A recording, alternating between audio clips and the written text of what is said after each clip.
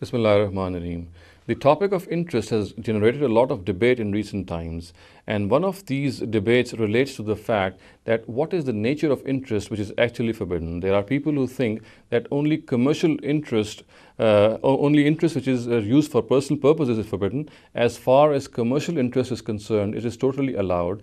And one of the reasons they state is that in the times of the Prophet, there was no existence of commercial interest. There were no banks, and people did not borrow for their business projects. They borrowed for their personal use, and therefore only money which is acquired for one's personal use and interest is paid on it, only that interest is forbidden.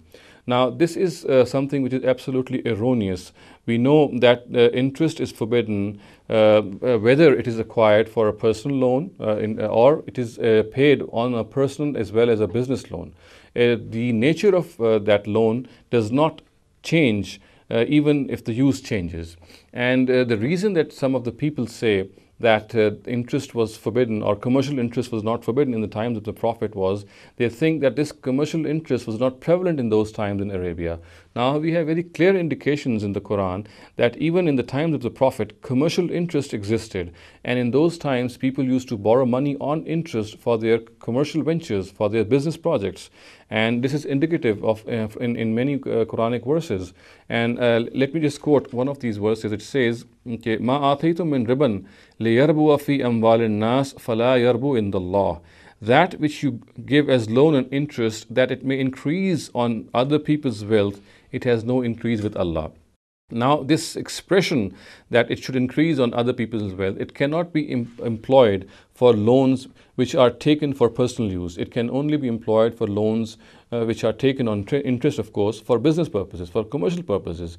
And we know that in the times of Arabia, this was very prevalent as well. People, of course, did various businesses, and in those businesses and in those trades, they would acquire money, they would borrow money on interest.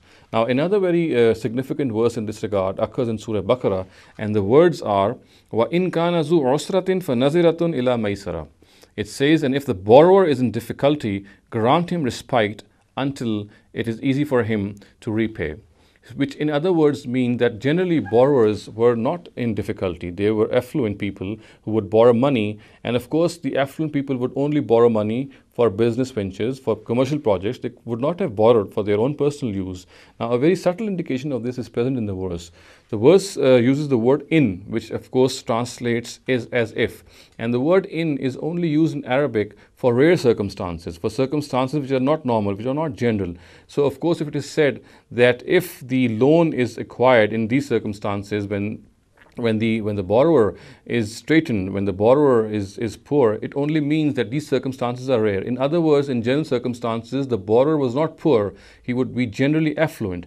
And had it been the other case, the other case would be that the borrower was a general state of his that he was poor, then the word iza should have been used instead of in, because the word iza connotes general circumstances. It connotes situations which are general. So if the verse had been iza kana zu usratin, then of course the meaning could have been taken that the borrowers would generally be poor, they would be in certain circumstances, and therefore respite should be given to them. So in other words, when the Quran has used the word in, this automatically shows that the borrower generally was affluent, he was rich, and had grown poor at some times, at other times. And in that case, the Quran has directed the lender to be more lenient and to give more respite and more time to the borrower. So we can say with absolute certainty that riba is forbidden, whether riba is charged on commercial loans or whether it is charged on personal loans. It is forbidden at all costs. And it is absolutely erroneous to believe that in the times of the Prophet or in the times of the revelation of the Quran, commercial interest was not prevalent. It was prevalent, and this particular fact is indicated in the Quran also, and I have pointed out to some of the verses which clearly show that commercial interest was even found in the times of the Prophet.